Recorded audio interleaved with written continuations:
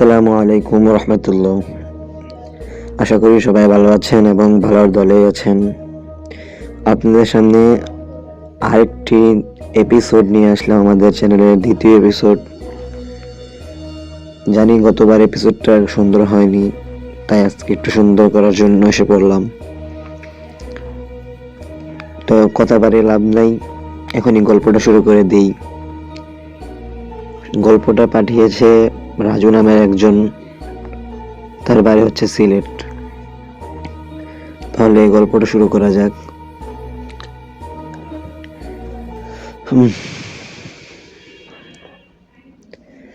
বাংলাদেশের এক প্রত্যন্ত গ্রাম হাওরপুর, সেই সিলেটে আছে গ্রামটা, যেখানে গোধূলি নামার সঙ্গে সঙ্গেই এক অদ্ভুত নীরবতা নেমে আসে। এই গ্রামের মানুষ বিশ্বাস করে গ্রামের শেষ পাতায় বটগাছটি অভিশপ্ত। তবে এই গাছকে কেউ কেটে ফেলতে চায় না, কারণ গ্রামের অনেকে শপথ করে বলেছে যে যারা গাছ কেটে ফেলার চেষ্টা করেছে তারা সবাই এক অদ্ভুতভাবে মারা গেছে। রাজু যে গল্পটা পাঠিয়েছে তার কথা বলছি। রাজু ছিল গ্রামের একজন সাধারণ কৃষকের ছেলে, তবে তার একটি বিশেষত্ব ছিল যে কোনো কিছুতেই ভয় পেত না। একদিন রাতে গ্রামের এক বন্ধু তাকে চ্যালেঞ্জ করলো, তুই যদি সাহসী হস তাহলে আজ রাত 12টায় সেই বটগাছের নিচে গিয়ে বসবি, দেখি তুই কি করিস। রাজু হাসলো, সে ভাবলো ভূত প্রেত বলে কিছু নেই, সব বুড়োদের গাল গল্প। তাই সে চ্যালেঞ্জ গ্রহণ করলো। রাজু গাছের নিচে গেল রাত 12টায়।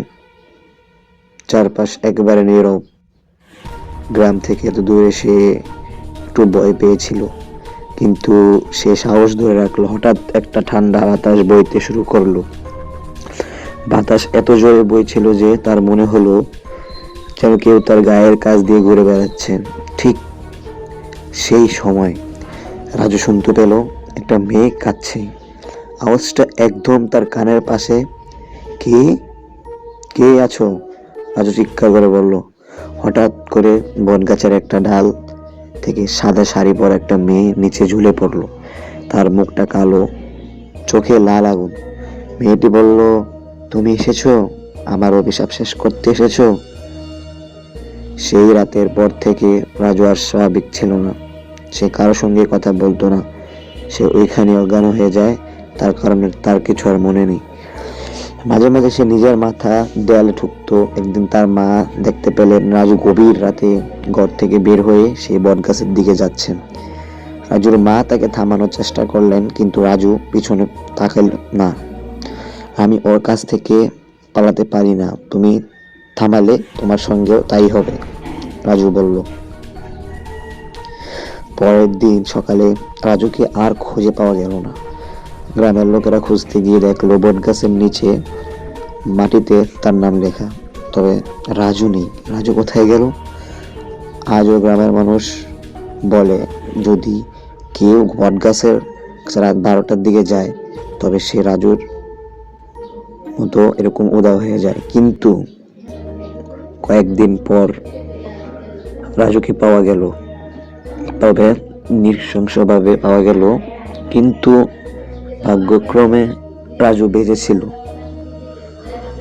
তারপর রাজুকে হাসপাতালে নিয়ে যাওয়া হয়, কবিরাজের কাছে নিয়ে যাওয়া হয়। তারপর রাজু আস্তে আস্তে সুস্থ হয়, কিন্তু রাজুর সাথে যা ঘটেছিল কিছু তার মনে নেই, তাই সে কিছু বলতেও পারেনি। এরপর থেকে ওই বটগাছ আর কেউ রাত 12টার পরে যায় না। এখন আরেকটি গল্প আপনাদের সাথে শেয়ার করতে যাচ্ছি। গ্রামে একটা নাম ছিল ছেলের, তার নাম হচ্ছে সোহেল, একজন সাধারণ ফোন রিচার্জের দোকানের মালিক। একদিন সে একটি পুরনো ফোন পায়, যা তার দোকানে আসায় এক অজানা ব্যক্তির থেকে উপহার হিসেবে নেয়। ফোনটি বেশ পুরনো এবং তার স্ক্রিন একটু অদ্ভুত আলো জ্বলে থাকে। সোহেল ফোনটি হাতে নিয়ে দেখতে পায় ফোনে কোনো কন্ট্রাক্ট নেই, কিন্তু এক অদ্ভুত নামের সেভ করা একটা নাম্বার আছে। নামটি হচ্ছে কালো রাত। কৌতূহলবশত সে এই নাম্বার থেকে কল করে, কিন্তু কল করার সাথে সাথেই কল ধরার সাথে সাথে তার পাশে কেউ নেই, একটা শীতল কণ্ঠ ভেসে আসে। সে কণ্ঠ থেকে শুনলো একটা আওয়াজ।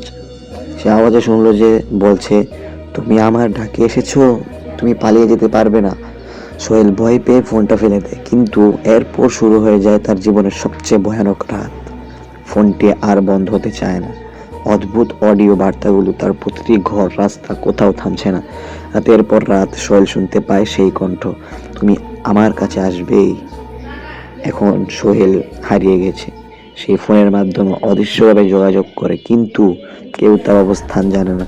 ফোনটি আবার সোহেলের দোকানে চলে আসে এবং স্ক্রিনে আবার সেই নাম্বারটি ভেসে ওঠে, কালো রাত নামে সেই নাম্বারটি। এপিসোড এখানেই শেষ। আল্লাহ।